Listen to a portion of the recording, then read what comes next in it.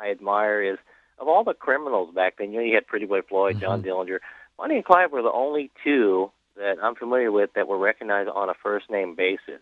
Like Cher, Elvis, Bonnie and Clyde. No, that's interesting. Yeah. I always thought that was kind of interesting, too. Is John Dillinger still the FBI target? I've read that I heard that even today they are still using John Dillinger's face on their target. Yeah, board. I've read that. That's John Dillinger's face is on the FBI target. So they're killing him over and over and over. Now, I'm sorry. Go ahead. Oh, you know that J. Edgar Hoover, after Dillinger was killed, hung his death mask, outside his office as a trophy. So, and then they've kept his face all these years on the targets. Who started out putting numbers on public enemies? It was Hoover, I think, wasn't it? Yeah. Well, he declared John Dillinger the first public enemy ever. I'm assuming Dillinger had killed Floyd, stepped right up there. But, the funny thing about that is, he was labeling these people public enemy number one. And there was a lot of people out there, like the Barker gang and stuff, that were far worse than Dillinger. Dillinger was just making more headlines, and Hoover, the FBI, was about to go under, and he just wanted someone to pull them back out of the rut they were falling into. I mean, Congress was getting ready to close down the FBI, saying they're wasting taxpayers' money. He needed someone making headlines. He picked Dillinger. Well, the history of J. Edgar Hoover probably has never been told straight, because I don't think anyone really knows 100% of it. But no, he certainly makes his bones in the Palmer raids when they're doing the red raids, and that's where they first find him, don't they? Yeah, and in the early days, I think people were too afraid to talk about the real Hoover too. Yeah, because Hoover got even. Yeah, and then he had a lot of power and was rarely questioned, and even the Kennedys later on they were afraid of him. Oh yeah, and I heard you mentioning about how the other day on the show how they removed John F. Kennedy's brain. He was buried. Well, that same thing happened to Dillinger too. I mean, they removed his brain, and they lost 2/3 of it, and only put 1/3 back. And his father almost sued him for that, but he was buried with only 1/3 of his brain. As far as I've heard, the other 2/3 have never been found. Yeah, we were mentioning. You must have been listening online to the show to get a sense of it. I'm interested in Kennedy too. Yeah, very much so. But long story short, Michael Jackson was, if he was buried yesterday, which I don't think he was, but the coroner in L.A. has kept his brain. Jack Kennedy was buried without a brain, and most people think Bobby Kennedy put it down, believe it or not, a garbage disposal in the hospital. I heard that. Yeah, and Dillinger was buried without all of his brain, right? Yeah. All right, so here's the $1 million question: the male endowment of John Dillinger. There's this famous picture of Dillinger in death with a big tent about belt high for Dillinger. My father and his brothers and my uncles sat around drinking beer talking about that when I first. Now, was that Dillinger's elbow, or was that other part of Dillinger? Well, from what I have studied, I pretty much heard that rigor mortis was setting in, and that was his elbow. And, the side view, it looks like something else. Yeah, it does.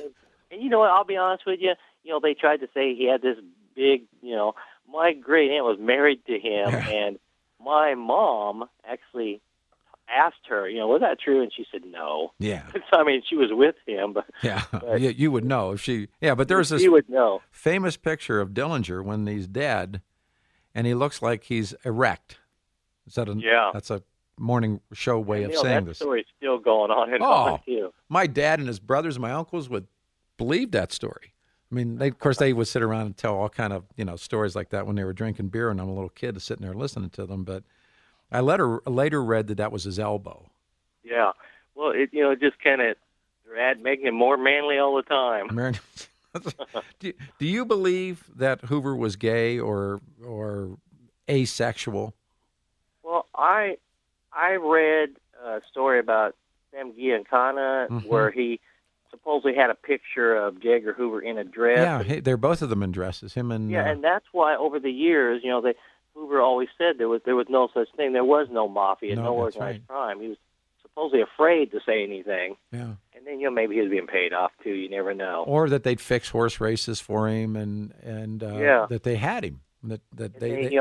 They say when he showed up at the races, it was a guaranteed win for him. Yeah, but he'd be allegedly betting $5 and $2 windows, but he'd have an agent going to the windows and betting big, and that was that they had Hoover, and that's why Hoover never went after organized crime. I mean, he spent more time investigating Dr. Martin Luther King, than he did going after organized crime. You know, one of the strangest things about J. Edgar Hoover that I've kind of on my own over the years have noticed that anyone that he didn't like seemed like they always got killed. Yeah, I'm not saying he was involved. I'm just saying it just was odd that he didn't like the Kennedys, Martin Luther King. Anyone he didn't like ended up dying. He's a weird character in history. I mean, I totally agree with you. He got enameled, and and I agree. He was totally sideways with both of the Kennedys. And no one, I guess no one liked him. I mean, he was not a guy. I mean, of course, nobody liked Bobby Kennedy either, but there wasn't anybody other than his companion, Clyde Tolleson, that actually ever could say anything about him. And, I always wondered about those two. I mean, absolutely. I don't even know if he earned his position where he was at, or he was just such good friends with Hoover that he's like, I'm going to make you my top Yeah, that's man, pretty much what it was. And they were always together, always. They took vacations together. Yeah, I think Alvin Karpis. Creepy Karpis. I think he ended up calling them the Glitter Twins or something. He did. I read that. Hang on, we'll come right back. The book is out. It's about John Dillinger, and this guy... Dillinger, The Hidden Truth. We'll see what is the hidden truth of John Dillinger next on 630 KHOW. Here's up-to-the-minute traffic. Here's Susan.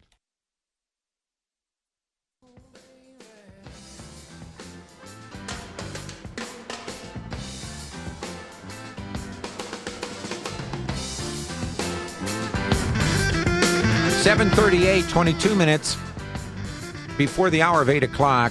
It's going to be hot today, 97 the high. Our guest is wonderful. I was hoping, and after reading some of his work, and he's just as good as his work. Dillinger, The Hidden Truth. Tony Stewart is our guest, and it was an era. And it was Machine Gun Kelly that called them G-Men first, right? That's right. I guess later on they called him Pop Gun Kelly because he had hid behind his woman. I guess when they captured him, and he said, "Don't shoot G-Men," right? Yeah, and that stuck, and and then it went all the way to Hoover, and he wanted to be the top G-man, and it was pretty interesting. It fit the era, and he was kind of an interesting criminal too.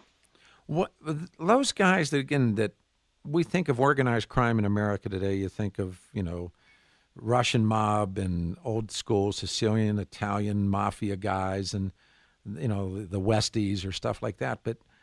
These guys were different kinds of guys. Who ran the gang that Dillinger ran? I mean, there's stuff about Pretty Boy Floyd, and there's stuff about Babyface Nelson. Who was Babyface Nelson? Now, Babyface Nelson to me was the most dangerous man in the Dillinger gang. The guy was only 5'4", and I guess because of his height, he wanted to prove himself. But he would often turn the tables on agents and the police. I mean, you would start chasing this guy, and he'd flip his car around and start chasing you. I mean,